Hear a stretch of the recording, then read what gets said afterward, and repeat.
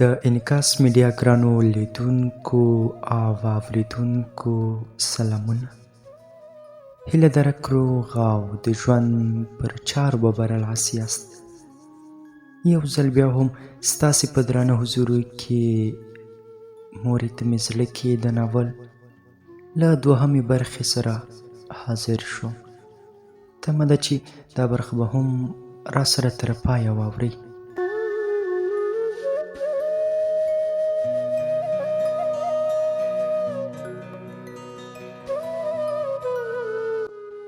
مور مو هغه د په ډکو سترګو کتل، څپلکې په پښو کړې او لاسونه یې رب العزت ته لپه کړل. په دعا شوه یا الله ته مې زامن تل له ما سره ولرې. حمید ترې پوښتنه وکړه مورې ارمان لالا مې چیرې ته دی؟ مور مې ورته ټوله کیسه وکړه چې پلار دې بیا بېهوده شوی و، زه یې په چاړه وهلی وم او ورور دې یې په ډک منګي ویشتلی و. اوس کار ته تللی، انشاءالله ښه به وي، الله تعالی دې راته روغ لري. حمید له خفګانه غونډ شو او ویې ویل په تاسو څومره سخته تېره شوه او موږ ته مو خبر هم رانه کړ. مور مو وویل ارمان نه غوښتل چې تاسو له دې پیښې خبرې کړي. هغه لږ څه ښه شوی و، موږ هم د خوښۍ احساس وکړ. په بله ورځ زما د وهلو وار راغی. پلار مې وویل اسیره ولاړ شه، د دوکاندار اکا نه دې 1 کیلو غوړي راوړه. ویل مې سمه ده پلاره لاړ به شم. کله چې دوکان ته ورسېدم سلام مې واچوه. اکا مې وویل وعلیکم سلام، څه غواړې بیا؟ 2 کالدارې او د ارمونیک کاسه مې ورکړه. ومې ویل 1 کیلو غوړي راکړه. هغه په کاسه کې غوړي واچول او په پلاستیک کې نه ورکول. ویل به یې قیمتي ده، ځکه مې ورته کاسه وړې وه. کله مې چې غوړي ترې واخیستل د خړ پورې غاړې ته مو کور و. غوښتل مې په احتیاط ښکته شم، ورو ورو مې پښې ښکته کولې، خو له بده مرغه پښې مې وښویېدې او کاسه مې له لاسه پرېوتله. اخ مې وکړ. د ژمي سړه هوا وه، شونډې مې رپېدې، یخ نیولی وم. په وړو ګوتو مې غوړي راټول کړل، څه مې راوړل او څه یې رانه ضایع شول. کور ته نږدې شوم، لاسونه مې رېږدېدل، ور مې ورو شانتې خلاص کړ. مخامخ هغه ناست و، له ویرې مې رنګ تږي ژیړه واوښت. لړزه راباندې ولګېده، د زړه درزا مې زیاته شوه. هغه راغږ کړل اسیره غوړي دې راوړل؟ له پښو مې ساه وتې وه، له ویرې مې ژر ځواب ورکړ هو پلاره جانه. هغه په ځیر ځیر راوکتل چې د هلک رنګ څنګه تغیر کړی دی. ویل یې دلته راشه. ورنږدې شوم، غوړي لږ څه کم و. په غوسه یې وویل ولې د غوړي کم راوړي؟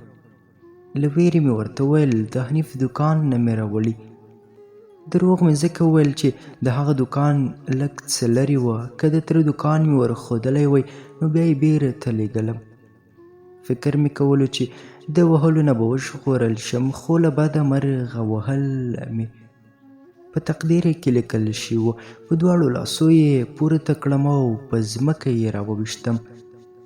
وهل به یې د مرګ په څېره کول. تر نن ورځې زه د ملا درد احساسوم.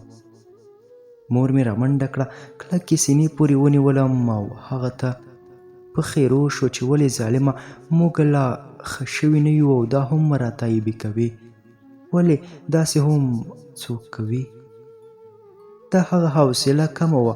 مور مې بیا د هغه د ظلم ښکار شوه. مور جانې د پلار کوم ظلمونه یې ژر هېر کړم، تا خو همیشه په ځان سخته تېره کړه. زموږ له وجې بار بار د هغه د ظلم ښکار شوي یې. وروسته له وهلو یې غوسه سړه شوه. پلار مې په خپل ځای کېناست، د مور جانې مې سر ګرځېده، خپل سر یې په لاسو ونیوه، غوښتل چې کټ کې کښېني خو ځان یې قابو نه شوی کړی او ولوېده. سملاسي مې له منګي اوبه واخیستې، څنګ ته یې کېناستم. ورته ومې ویل مور جانې اوبه در واخله. د اوبو لوښی یې واخیست او څنګ ته یې کېښود. د مور مې چې درد ډېر شدید و او زګیروي یې کول، نو په دې وخت کې هم له ځان سره الله الله ویل او له سترګو یې اوښکې روانې وې. هغه مې ورته پاکې کړې. ورځ تېره شوه، د شپې تیاره خوره شوه. ناڅاپه ارمان کور ته راغی. له وره یې نارې کړلې: مورې و مورې. مور مې وویل: اخ لوګی دې شم زویه ته راغلې. سینې پورې یې ونیوه او ښکل یې کړ. د مور سترګې مې له اوښکو ډکې وې. ارمان ترې پوښتنه وکړه: څه وشوي مورجانې، بیا څه خبره ده؟ هغې ویل: هېڅ، ته راغلی زویه، بس له خوښۍ نه مې په سترګو کې اوښکې راغلې. ها سمه ده مورجانې، اوس نو وخانده چې ستړیا مې لرې شي. مور مو د هغه د خوشحالۍ لپاره وخندل، که نه د خندا سره یې هېڅ لیوالتیا نه درلوده او دواړه سره غاړې وتل. که څه هم مور مې حال ونه وایه، خو ارمان د کور په حالاتو پوهېده. لږ څه خواشینی ښکارېده. نو ژر مې د هغه د پام غلطولو لپاره وویل: لالا جانه، نور ته کار ته مه ځه، موږ تا پسې خفه کېږو. په زړه نری وم، ژر ژړا راغله. هغه سینې پورې ونیولم، ویې ویل: ای کوچنیه، په تا څه وشول؟ ته وګوره، ما تا ته ښکلي بوټان راوړي. په غېږ کې یې کېنولم او بوټان یې راته په پښو کړل. کاش چې اوس هم کوچنی وی، هېر به مې نشي هغه تېره شوي وختونه چې ارمان سره مې په خوشحالۍ تېرول. شپه تېره شوه، سهار شو. مور مې وویل: هسې یا لرګي نشته چې پخلی پرې وکړم. له موږ نه یې غوښتنه وکړه چې لرګي راوړو. ارمان او حمید دواړه لرګیو لپاره شب قدر ډېرۍ ته لاړل.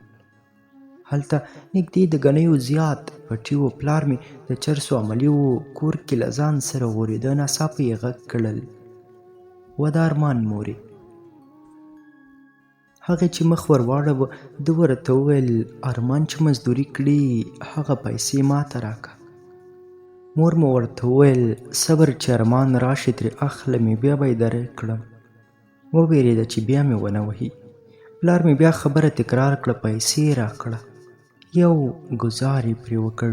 مور مې ورته وویل: خدای ته وګوره، نور بس که، ولې دومره ظلم کوې؟ هغه پرې بیا برک شو. عاقب موتر پسې ورغی او مور مې له وېرې زما څنګ ته راغله. ویې ویل: تر څو دې چې ورونه نه وي راغلي، له ما لرې مه ځه. غریبه له وېرې دغسې غلې کېناسته لکه ماشوم چې د مور شاته پټېږي. همدا به یې ویل. په څنګ کې مې اوسه. ورته ومې ویل: سمه ده مورجانې، قربان دې شم، ته بېغمه شه.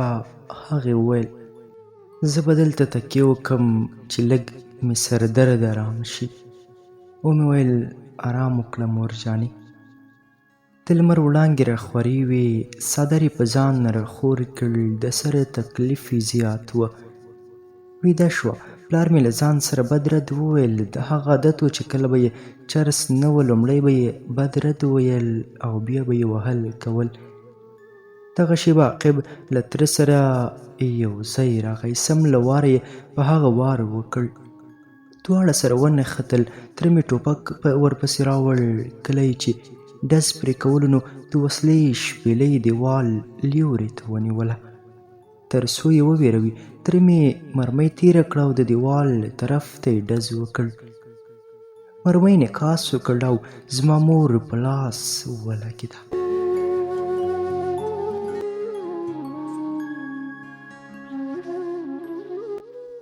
د انعکاس میډیا ګرانو لیدونکو او اورېدونکو، دا و د مورې ته مې زړه کې د ناول 2مه برخه. تر بیا راتلونکې برخې تاسې پر پاک او سپېڅلي رب سپارم. لوی الله مو مل شه.